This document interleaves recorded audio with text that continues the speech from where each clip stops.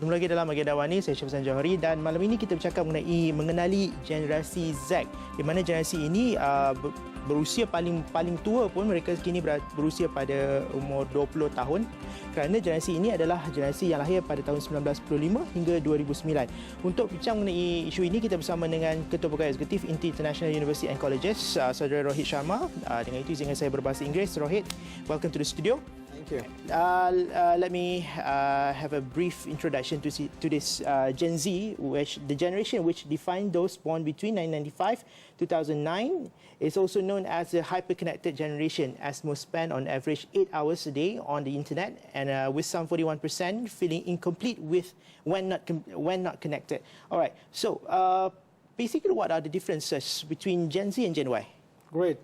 So Gen Z, as you mentioned, were those born between 1995 and 2009, whereas Gen Y are those born from the early 80s to the mid 90s. So if we look at certain key differences, the first one that is the fact that the Gen Y, the previous generation, was the generation that was called tech savvy. They were the ones who knew how to fiddle around with computers, whereas this generation is the first generation that has been called digital natives. They have grown up in a world of internet, of different devices that they don't know otherwise. So that's one difference. The other difference between the previous generation, Gen Y and Gen Z, is the fact that Gen Y was all about sharing. So a lot of social media sites, that's where the proliferation of Gen Y is. That's there. why I like to share my photos. I went exactly. I we went all holiday. like to share. Yes. Okay. And so Gen Z, of course, there are people who share as well, but they are more characterized by those who want to create. Gen Y was also more about text, and Gen Z is a lot more about images. So that's why there's a lot of Gen Z who likes to create videos. Platforms like Instagram or Pinterest are examples where you'll find a lot of Gen Z as well. So these are some of the differences between Gen Y and Gen Z. All right. Based on finding by Inti International University Colleges, you did this research end of last year, if I'm not mistaken. Yes. It said that the findings said it revealed that 42% of Gen Z wants to do something completely new when making career choices. 37% hope to turn their hobbies into a profession, and 31% want to be entrepreneurs. So basically, they are very free-minded.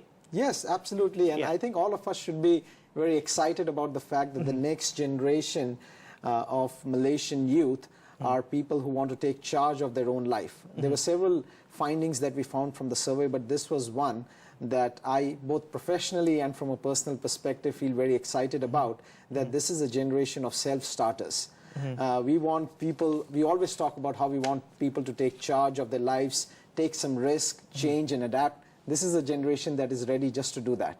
And so the fact that almost 1/3 of them want to start business of their own, want to be entrepreneurs. Khairul, you can just imagine 10, 15, 20 years from now, just the landscape is going to be very different, that instead of more job seekers out there, you'll have job creators. That just changes the dynamics of the workforce in Malaysia. In terms of workforce, or in terms of career, what is there any main differences, or is there any stark difference between Gen Z and Gen Y? The way they do their, the way they conduct their career, would there be any differences? I believe there'll be a lot of differences as the Generation Z matures. So Gen Y was still a bit more conventional from making career choices. They would typically go for more conventional professions, like you could argue engineering, business, medicine, law, accountancy, etc. Whereas, as you just pointed out, over 40% of Gen Z is saying, I don't want those conventional choices.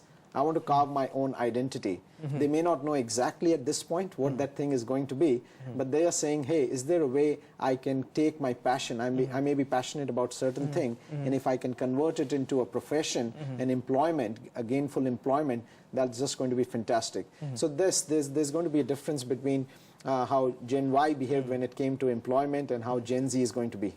Okay, we have to take our first short break, and when we come back, we'll talk about how businesses like yours caters to the needs of the generation of the Z generation. All right? Thanks. Gonna take a short break, come back to this.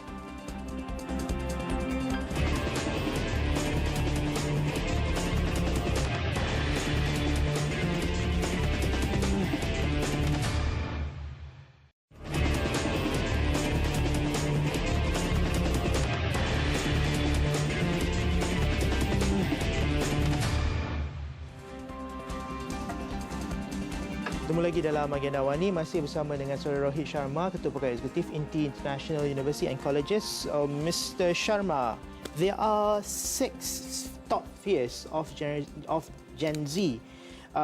Based on your research, or based on the research conducted by your university, it says that 56% are afraid of not getting good jobs after graduation, 44% not able to enroll. Afraid of not able to enroll into good colleges or universities. 42% are afraid of how parents are doing financially. Another 42% are afraid of crime rate in their own town or city. 40% are afraid of not earning enough to have a family with the rise of living costs and feel insecure. And another 40% are afraid of the economic outlook of the country. So basically, financial related issues are the major issues here. Yes, still top of mind. Yeah. One of the things, even though they are still young. They're still young, and I think that's the insightful part as we looked at these findings, and we were thinking that these are still teenagers, and they are very well aware of challenges that are out there. These are problems that perhaps you and I as adults would discuss. Exactly. And these are the things that they have at top of their mind as well. So in some ways, this is a generation that is also very mature and understands the challenges that are out there when they either they are looking for a new job or are looking to enter higher education. So the unable or the failure of companies or businesses to address to these issues would result in the loss of the next generation or the loss of the next market. Yes. So as a business owners or a businessman, how would the businesses address to their issues? So this is a generation, as we talked before the break, is very passionate and is figuring out a way can they convert their hobbies into profession. So if I'm a business and I want to recruit Gen Z, I want to make sure that the value proposition that I have, is it aligned with something that you are interested in? So 2 things that businesses need to do. Number 1, they need to spend a bit more time upfront engaging with this generation to make sure I'm hiring people who are aligned to perhaps my vision, my goals of the company, and there's some connection there. But once this generation is on board, companies also need to spend more time thinking about the fact, how do I retain them? Because one of the key findings from the survey, Khairul, was the fact that this generation is defining success slightly differently. So they are saying success, while the key thing still came out to be in terms of monetary awards. This generation is saying I'm defining success also if I can be happy with who I am, I can enjoy my work. So from a business perspective, if you are creating an environment that just has a focus on monetary awards and not creating an environment where this generation can be happy, we'll have a problem around attrition. This is very different from their parents' generation, where the parents' generation are the generation where they want to earn a very good living. Correct. They work like 24/7 from night to night. And is this the result of the environment they lived in, or the result of the way they've been brought up? It's a mix of all those factors. I think you're right. It's a result of the environment, but also a result of the information that they have on hand. This is a generation that is hyper connected, as you mentioned in the beginning, on the internet 8+ hours in a day. So they have much more knowledge about things that perhaps previous generation did not have. So they are demanding, they are wanting different things. They are saying, yes, money is still important, but money is not the only factor. I want a healthy as well as a balanced lifestyle. So, as you said, this isn't going to be another challenge for employers to retain them, because 45% of the Gen Z wants to pursue a life of challenge, novelty, and change. Right. Meaning they were never going to settle. Yes, unless you are able, as employers, we all are able to provide them with new challenges on a continuous basis. You may find that a lot of them not staying with you for a very long period of time. All right. And how are we going to equip the employers or the business to address the issues of the Gen Z? Employers need to relook. All of us as employers need to go back and relook the kind of jobs that we have, and how do we make sure that the jobs are aligned with the skill sets that the next generation have, but also the aspirations. So we all need to go back and retool our jobs as the next generation comes into place, so that the job is interesting, job remains challenging. At the same time, it's not just all about the job, there's a healthy, balanced lifestyle. So employers need to evolve to be able to make sure they are able to retain this next generation. And as Gen Zs are basically, I would say, economics and more financially conscious, many of them would like to do or would like to start their own business. Based on your research, 42% wants to do something completely new as a profession to carve out their own identity. 31% wants to start their own business, and 37% hope to be able to turn hobbies into full-time job. Okay, now, based on this statement, how would we as the more adults or a more mature generation, the Gen Y or the baby boomers generation, benefit from this or maybe take advantage from this? The first step starts with encouragement. We need to, as key stakeholders in this process, whether as educators or as parents or other adults who are in their lives, need to make sure that we are playing the role of inspiring them, encouraging them. So if you have an idea, not nipping it in the bud, and in fact encouraging them to explore it in different ways. The second is all about preparation, that while as you mentioned, majority of them or a large portion of them want to start things on their own, we also recognize that starting things are not very simple. Yep. You need to have the right skill sets, the right level of education, the right resources to do that, and that's where a good education comes into play. So both encouraging and preparing them so that they can realize their potential is going to be very important for those who are involved in their lives. And you did this research, and this is based on the 500 respondents, Right. all right? And these respondents are basically if I'm not mistaken, I'm assuming are your students. No, these are not our students. In fact, we this survey was done across peninsular Malaysia, across key urban centers. So starting in the central Klang Valley region was one market that we covered, up north in Penang, down south in Johor, and in the east in Pahang. So we covered major urban centers to get a good flavor of the next generation that is going to come into higher education. Because as educators, it is very important for us to be able to make sure that we remain relevant. Exactly, that's what I want to ask about. How you keep, how do you remain relevant? Because INTI is a big name. It's been in Malaysia for so many years. I still remember when I was in high school, I went to the INTI Open Day. All right. But we have to take a short break for a while, and we'll come back. We're going to address these questions: Right. how to keep businesses and educators relevant. Yeah, see you after this.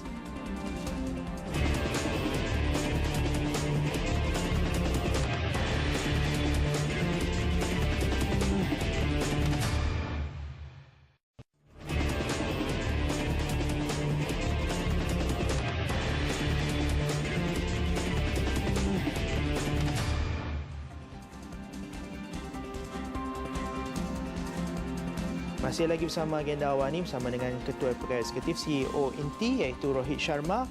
Alright, there are your next market are basically different from the earlier market.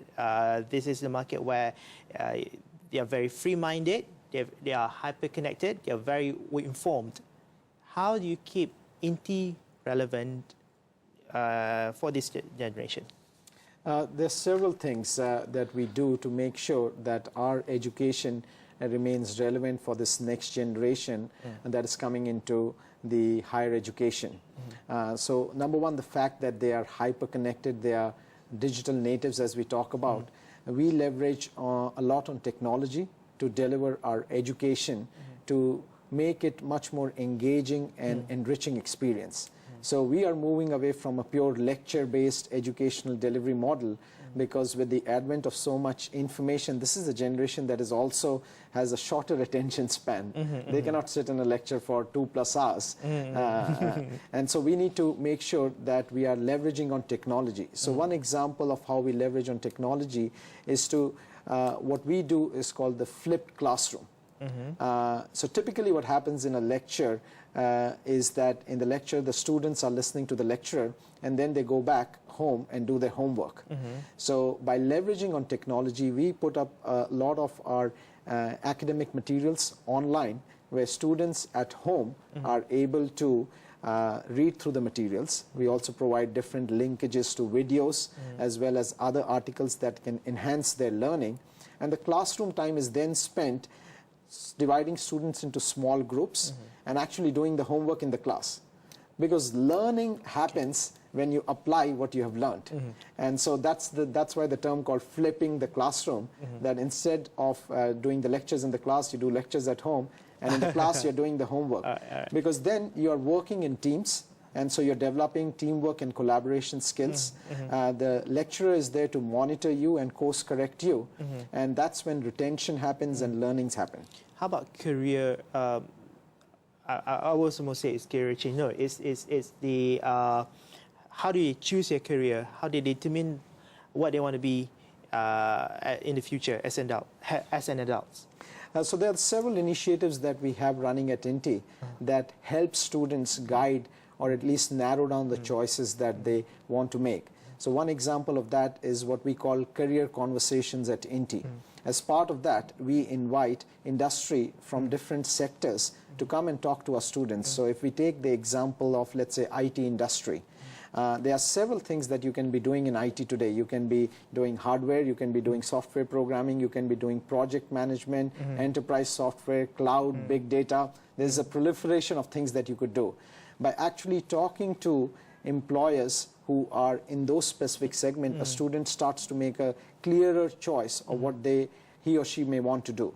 Another example of what we do related to making sure students get a better understanding of different sectors is what we call employer projects.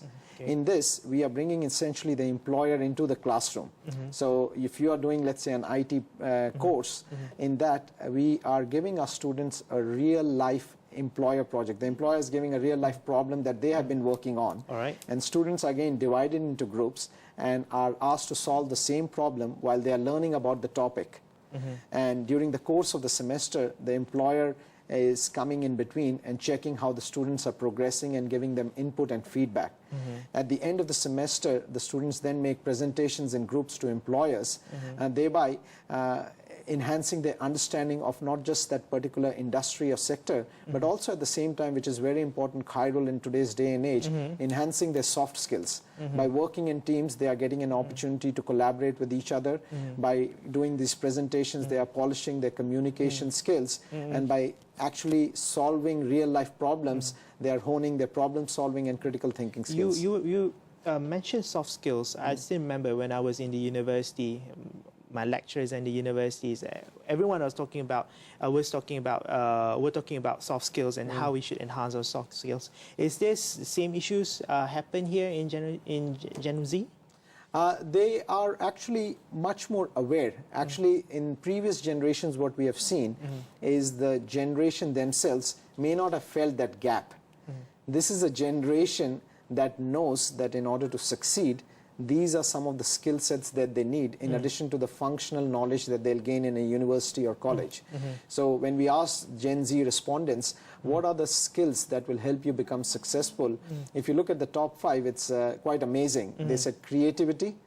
They knew it, basically. They knew it. They said creativity, time management, problem solving, collaboration or teamwork, and leadership. So none of them, if you notice, mentioned like I need to know about programming or I need to know about accounting. they are talking about soft skills. So the good thing is this is a generation that is aware of what is needed. And of course, at INTI, we are doing several things to make sure that in addition to the functional knowledge, the students are also getting a chance to hone their soft skills. All right, thank you very much, Mr. Rohit Sharma, the CEO of INTI International University of Colleges. We talked about the Gen Z and how we identify to Gen Z and how we cater to them, as they are going to be the next generation. They're going to be the next generation with the purchase power after they graduated. They are now in the universities now, so we shall be ready. Thank you very much for watching. Terima kasih banyak. Sepanjang cadangan hantarkan ke platform-platform social media kami. Saya Syafzan Johari. Assalamualaikum. Selamat.